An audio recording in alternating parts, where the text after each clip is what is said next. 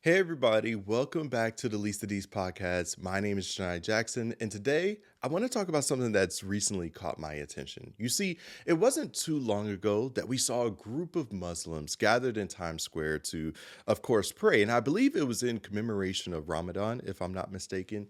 And that in and of itself is not really what I found particularly interesting. Rather, what I actually found most interesting was what David Wood did whenever he got there. And I want to show you this video so that you can see exactly what I'm talking about because I do not want to misrepresent anything that's happening in this clip, right? I want you to see what exactly happens for yourself. And so here's the clip.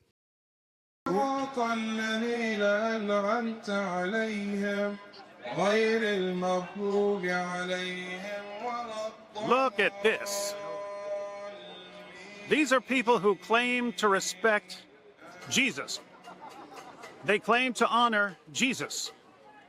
They claim to follow Jesus. But they pay absolutely no attention to anything he said. What would Jesus say about Muslims gathering in Times Square to get maximum attention for their prayers while they pretend to fast during Ramadan? We don't have to wonder. All we have to do is read. In Matthew 6, Jesus condemns religious practices that are meant to impress other people, acts of righteousness that are just for show. The chapter begins, "Beware of practicing your righteousness before other people in order to be seen by them. For then you will have no reward from your Father who is in heaven." If your goal when you pray or fast or give to charity is to be seen by others, then being seen by others is your reward. You get no reward from God. Verses 5 to 6. "And when you pray, you must not be like the hypocrites, for they love to stand and pray in the synagogues and at the street corners, that they may be seen by others. Truly I say to you, they have received their reward. But when you pray, go into your room and shut the door and pray to your Father who is in secret. And your Father who sees in secret will reward you." If you're praying to put on a show, if you're praying to be seen by others, like all of these people, then being seen by others is your reward, no reward from God. But Jesus isn't done. Verses 16 to 18.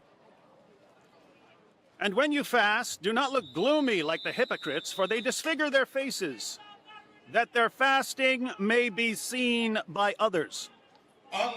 Truly I say to you, they have received their reward.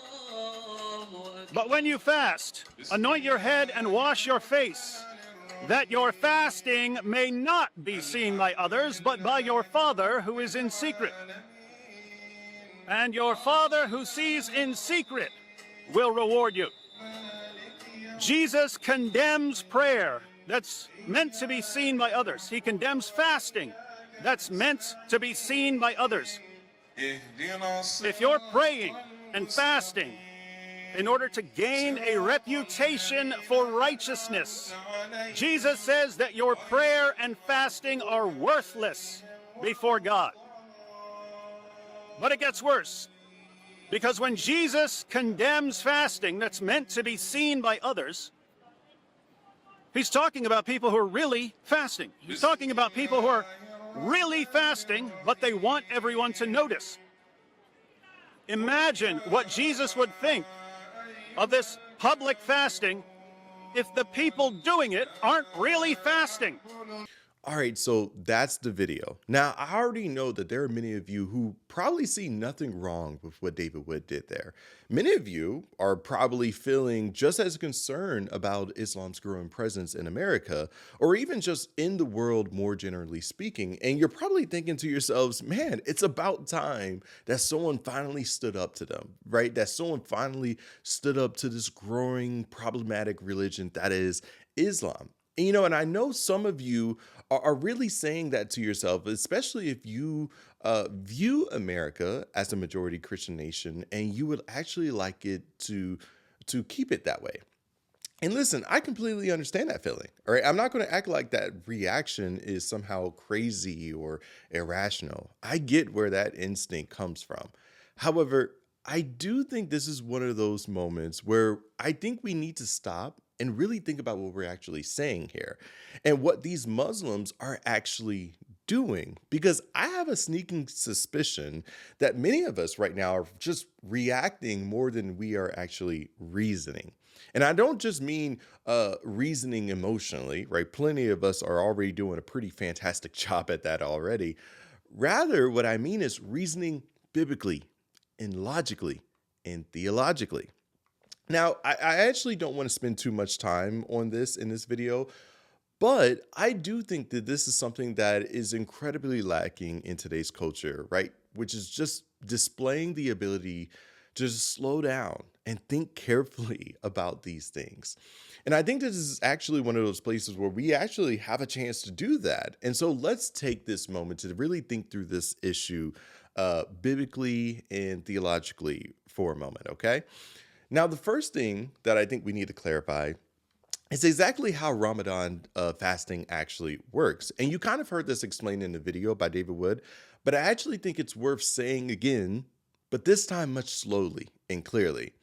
You see, during Ramadan, Muslims fast from dawn to sunset, where they eat, no food and have no drink, right? Then, when the sun goes down, they break the fast at night. And yes, that often involves a large meal, right? Where families gather together and there's plenty of food, there's celebration. And then the next day, from dawn to sunset, they fast again, right? The cycle continues.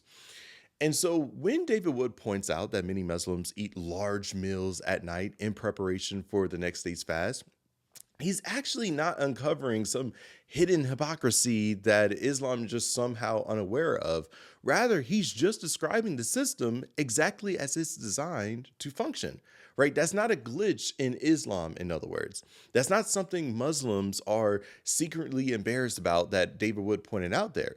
That's already baked into the structure of Ramadan itself, right? It would be like someone coming from another country and coming to America, walking into a buffet style restaurant and then criticizing Americans for getting multiple plates of food, right? They may look, at us Americans and think, well, why are you eating so much food, right? You only need enough food to get through, the next couple of hours. But what they don't understand is that in a buffet setting, the whole point is that you're allowed to eat freely within that structure, right? You're not violating some hidden rule. You're actually operating according to them. And that's exactly what's happening here. And so when David Wood, as a Christian, critiques Muslims for eating large meals at night during Ramadan in preparation for the next day's fast, all he's doing is pointing out something that's already obvious to many Muslims out there, right? It's not as though Muslims think that they're doing a 30-day water-only fast, right? They understand exactly what their fast entails. And so whatever critique that we want to make of Islam, and trust me, there are many serious theological critiques to make against Islam. This particular point isn't exposing hypocrisy. It's just describing their practice as they themselves define it. And that matters because if we're going to engage Islam seriously, we at least need to critique them accurately. Now, I know someone might say, but Janai, I think you're missing David Wood's whole point here. His point was that Muslims hold Jesus in such high regard, and yet they don't follow his teaching, especially in regards to what he said on the Sermon on the Mount about not fasting and praying in order to be seen like the pagans do. And look, I hear that. I get what David Wood is trying to get at there. but I still think we're missing the broader issue, in my opinion, because if you actually understand what Islam teaches, then you would understand that Muslims are not followers of Jesus. Otherwise, they would be called Christians. And I know that's where someone's probably going to respond, well, isn't that just the inconsistency within their worldview, right? You can't claim to honor Jesus and then not do what he says, right? That's the whole point of grappling with Jesus' words there. And I agree with many of you with the instinct behind that statement, right? In Christian theology and really in Christian apologetics, we say this all the time. Either Jesus is who he claims to be or he isn't. There's no neutral middle ground where he's just a great moral teacher that you can safely admire from a safe distance, right? I totally understand that. But here's the thing I still think many people are missing. Muslims do believe that there is a third option, right? They believe Jesus is a prophet. They speak respectfully about him. They'll deny that he's the son of God. Actually, they'll even deny that he's God at all, right? And if you push them even further, they'll often tell you that the Bible has been corrupted, and many of the teachings that we hold to and that we attribute to Jesus aren't really from Jesus at all. Now, you might think that all of those positions are completely untenable. And again, I would actually agree with you as a Christian, but that's not the point that I'm making right now, is it? Rather, the point that I'm making is that if we're going to critique Muslims, we have to critique them based on what they actually believe. All right. And this is where I think the reasoning in moments like this just completely goes off the rails. Because when you go to the Sermon on the Mount and you say, hey, you shouldn't be doing that because Jesus said somewhere in Matthew chapter 6 not to fast and pray to be seen by others like the pagans do. And you claim to honor him, right? I can understand how to so many people that sounds like a slam dunk. That is until you realizing you're making a category mistake. You see, the Sermon on the Mount is in its primary aim, instruction for believers. It is Jesus teaching his followers what life in his kingdom looks like. Now, there is some overlap with general moral truth, right? It is still bad to commit adultery, for example, or to murder, right? Or to lust. All of those things are true. But at its core, this is Jesus giving covenantal instruction, right? This is Jesus telling his people how to practice righteousness before God, which means that this critique lands perfectly if you're actually talking to Christians, right? If David Wood was addressing a bunch of professing believers who are putting on external displays of piety to be seen, then yes, absolutely. Matthew chapter 6 is exactly the right text to go to, right? That's Jesus rebuking religious hypocrisy inside the covenant community, right? That's the whole point. That critique makes perfect sense because you're holding Christians to Christian standards. But Muslims, my friend, don't operate within a Christian framework. And according to the Christian framework that David Wood is appealing to, Muslims would be, yes, pagans, right? They are outside of Christ. They reject the gospel. They reject the Son. They reject the very authority of Jesus in the way that Jesus demands to be received. And so I just want you to think about how strange the argument becomes when you actually slow it down and think about it for just 2 seconds, right? Because it's basically like saying, hey, Jesus said, don't do external displays of piety like the pagans do.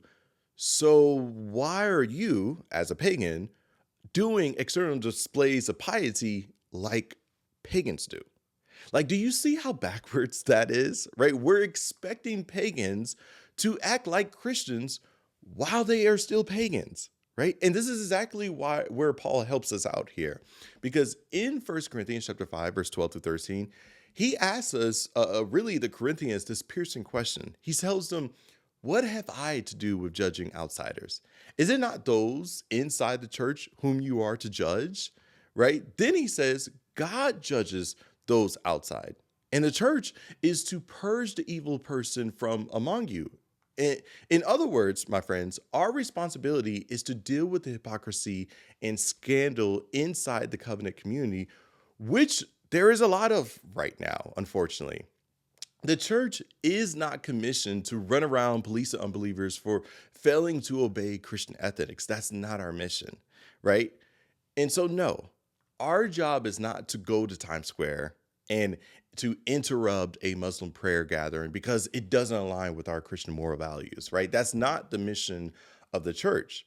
And I think when we start acting like it is, we're not being bold, we're just being confused.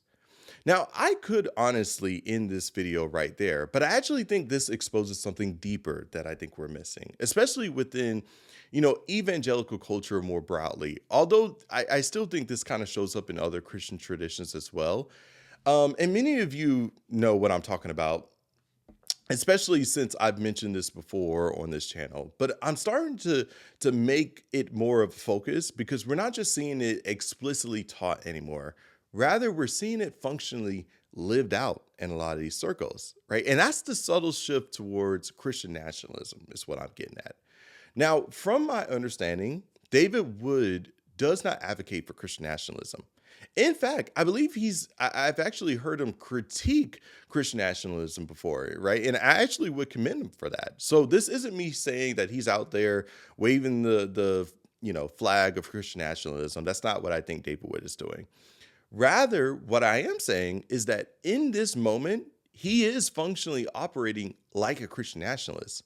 Because what's being assumed underneath the reaction is that America is this Christian nation where people who live here are expected to conform to Christian moral standards. And when they don't, it feels like they're doing something unconstitutional or illegitimate, or is what's probably taken place. Now, to be fair, this isn't just David Wood who I think is making this mistake, right? I'm seeing this really on a broader scale, right? There are so many Christians who feel outraged at the growing Muslim presence in America, right?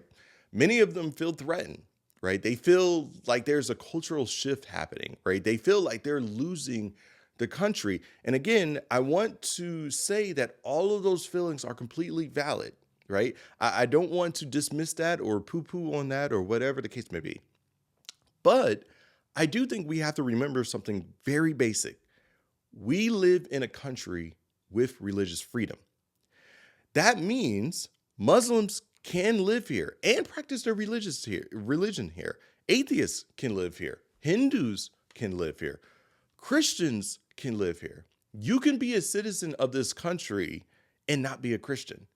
And I'm going to say something that might surprise some of you, especially some of you who maybe listen to this and are obviously Christian. I actually think that's a good thing, right? Now, do I think that it's a good thing that people reject Christ? Of course not, right? I believe everyone should repent and believe the gospel. But I also recognize that the Bible does not present us with a world where everyone just is going to become Christian before Christ returns, right? Scripture consistently presents us with a mixed field where believers and unbelievers coexist until the final judgment, right? Jesus tells us this very plainly in the parable of the wheat and weeds in Gospel of Matthew chapter 13, right? The wheat and weeds in that parable grow together until the harvest, right? Then when the harvest comes, that's when the separation happens. It happens at the end. It doesn't happen now. It doesn't happen through state power. It doesn't happen through coercion. Rather, it happens at the final judgment by God himself, right? That is the reality that the Bible gives us. And so that means in the meantime, what is the wisest arrangement in a pluralistic society is religious freedom.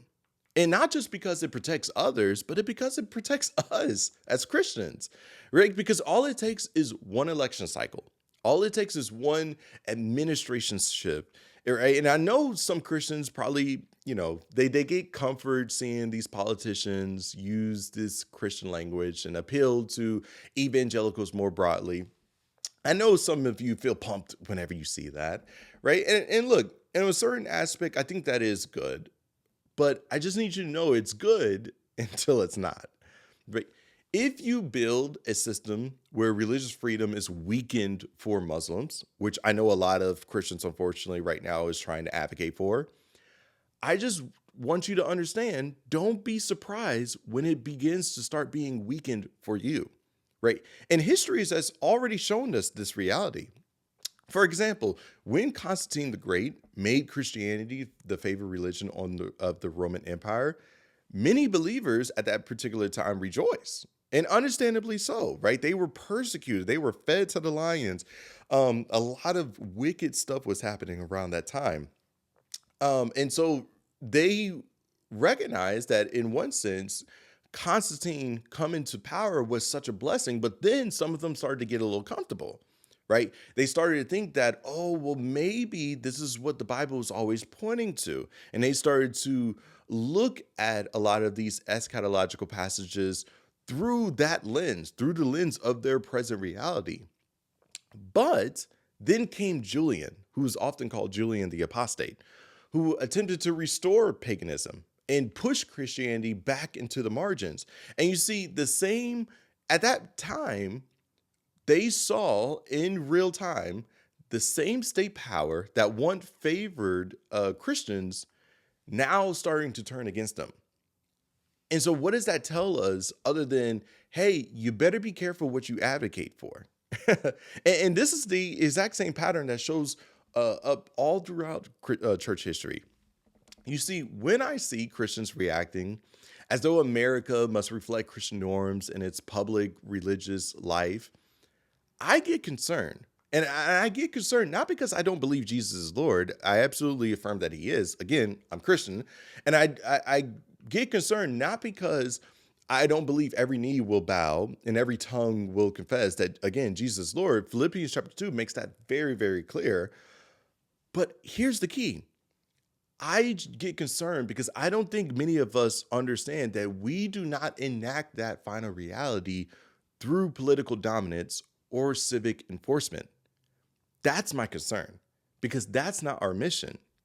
Our mission is actually far simpler and it's far more powerful, in my opinion. We proclaim Christ. We preach the gospel. We make disciples.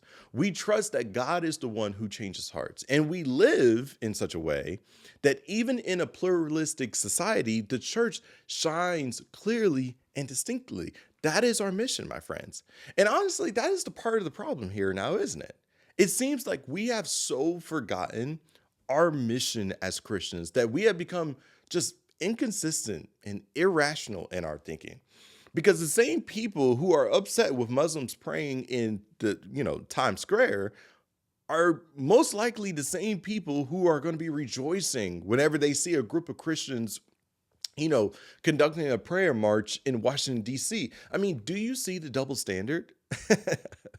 Right? I do. Right? That's why my plea to all of us is super, super simple. Wake up.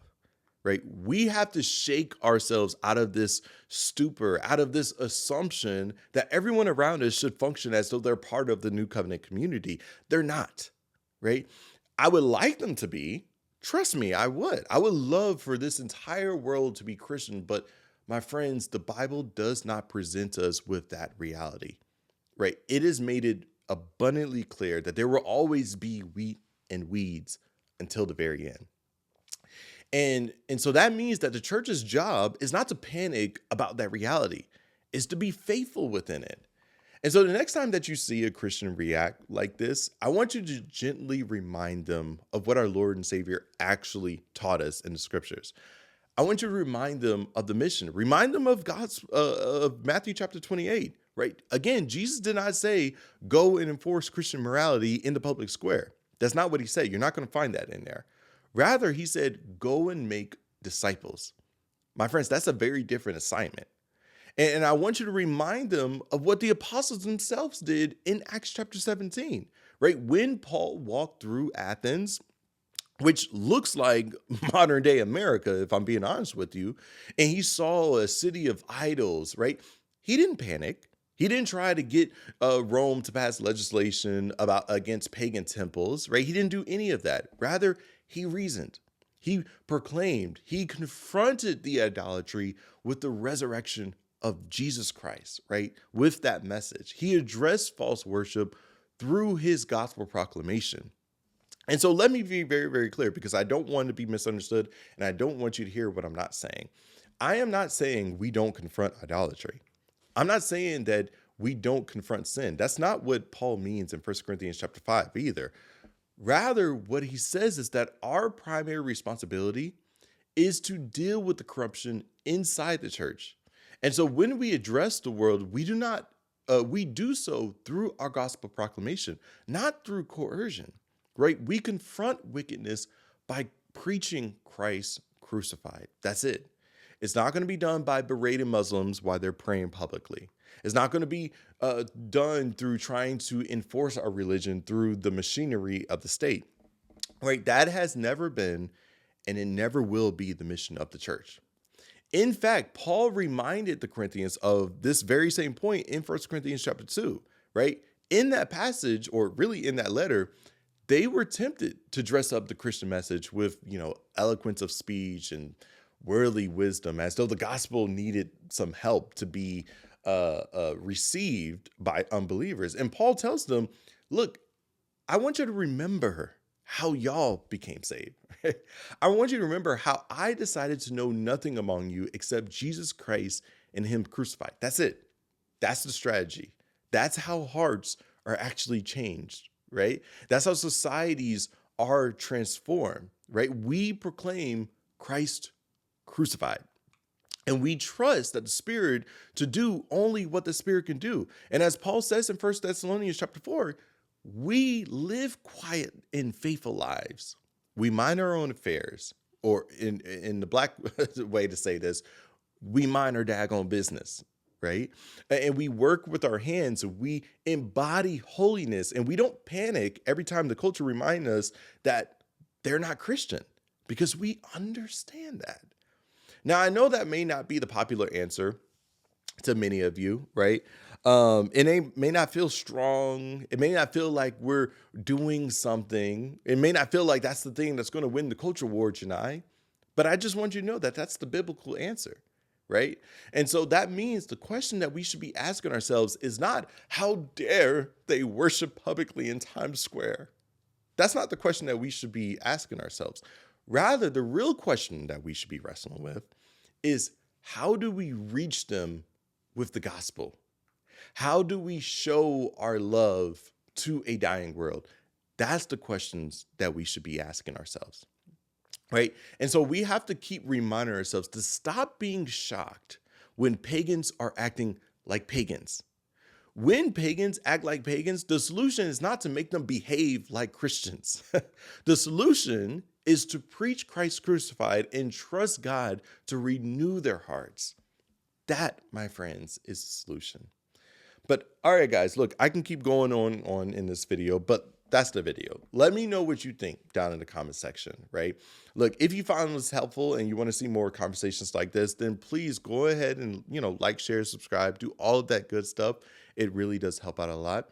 But until next time, guys, peace.